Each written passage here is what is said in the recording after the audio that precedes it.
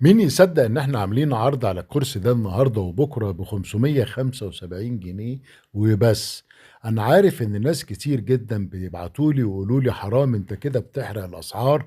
لا، انا بعمل دعايه، مش بحرق الاسعار، انا بعمل دعايه لفتره طويله علشان كمان الناس داخل على رمضان ومحتاجين نجيب الفطار ونجيب العزومات. وعلشان كده فنان الرحاب عامل الكرسي ده النهارده بس ب 575 جنيه.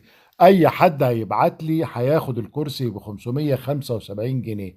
بس يا جماعة اقصى كمية هتاخدها هم 6 كراسي، علشان مش هدي للتجار، لان التجار تقدر تدفع علشان هي بتبيع الكرسي بأكتر من 2000، وفي ناس بتبيع الكرسي ب 3000 جنيه. احنا هنبيع الكرسي زي ما هو كده ب 575 جنيه. الحق احجز.